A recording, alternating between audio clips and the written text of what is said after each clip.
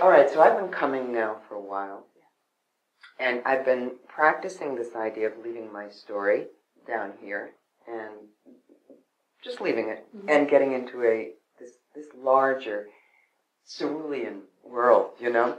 I like that word. Yeah, like open blue, like, you know, voila, like, you know, just that thing of, And I do feel it that way. I just sometimes, when I do it, for instance, if I'm out for a walk and I've been thinking about something that needs to be worked out about my son and his college applications or work or money or robbing Peter to pay Paul right now or whatever, you know. And then I take that story and I put it there and I go, okay, liberate yourself. And all of a sudden I hear birds. And it was like I was in a film where the soundtrack was off. And as soon as I do that, the wind in the trees comes in. And the birds, and I go, oh, right. And they've changed even since last week, these birds, because they all got the message down in Capistrano, you know, that they can come back now. Yeah. And it's like, oh. And so it's becoming a way of life. And like anything, it's difficult at first, and then it becomes habitual, and then the habitual thing starts to slide into easy, which is the way you learn an art, too. So, but what I'm hearing today, and what I myself, you know, am no stranger to, is circumstances that are creating depression. Yes. Depression is not so easy, I think, to roll off that log of your story and get into volare, you know? Depression is something that it's like extra gravity holding you down. And the circumstance is like a prison. And you can't get out of that prison just by rolling off a log. You can't, you know? And so, what do you suggest? I am not in this state, but I have been in it, and I will probably be in it again. And the circumstances of the people who have spoken today are very human circumstances that lead to the great weight of depression and a feeling of having no... Sometimes we all have felt it. No reason to... You could be very happy if life just took you away right now. Yeah. You could just float away right now. Yeah. You've had it with life. Yeah. You know?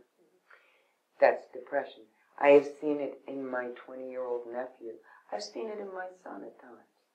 So when you're in that place where gravity is working extra hard to pull you down, and this changing the channel is not so easy, what do you recommend? Well, of course, everything you're saying is absolutely true. That, you know, sometimes the blanket, the wet blanket, is you just feel like you're pinned under it and you can't move. Mm-hmm. For those who can move or wiggle at all, my recommendation is what I said to Arlene, to start to have a strong intention that part of what you have to do is interject joy however you can. Sprinkle it in your day.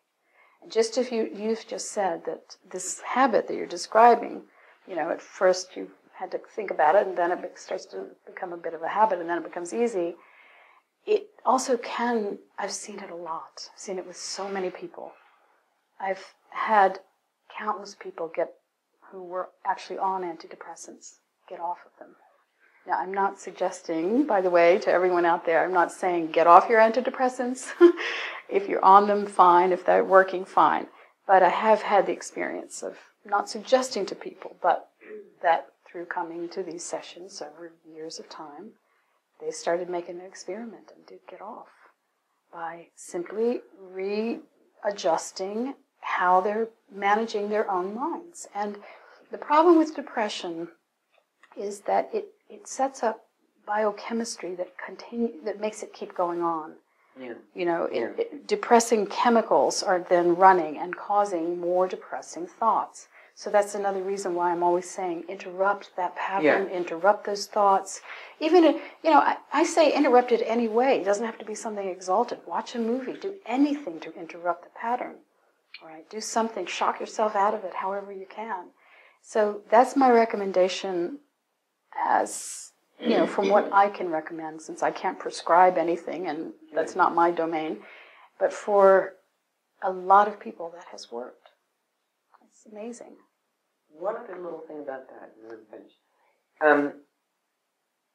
Sometimes when you do that, in other words, you're worried about something, deeply worried about something, something that you feel is only going to be reconciled by thinking it through, by analyzing it, and then you think, if I stay on this track, what I do feel like I'm doing is just digging myself deeper into a hole. I'm not working out anything.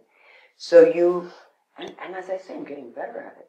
I'm getting better at it to the extent that it feels like, and this might not be bad, an escape. But right? Into reality, though. I know. Well, into what is right now, but away from this meditation on this thing that I am meditating on so I can solve it.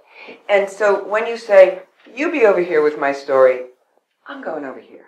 It feels like sometimes carries with it a little bit of guilt because you feel like this thing that you should be working on, you're abandoning. Talk to that for a second. Okay, but I would say you're not abandoning it. You're actually making it possible for you to handle that thing even better, because you'll be handling it from a deeper place, a quieter place. And I think you've heard me say that often a message comes through, like some weird, bizarre, intuitive intelligence, whispers to you while you're in the shower the solution or the more elegant way through, or I rely on it entirely, especially when I have a gnarly circumstance that I've already thought a lot about. Obviously, I'm not saying don't think about your problem, but there comes a point when we've done the thinking part.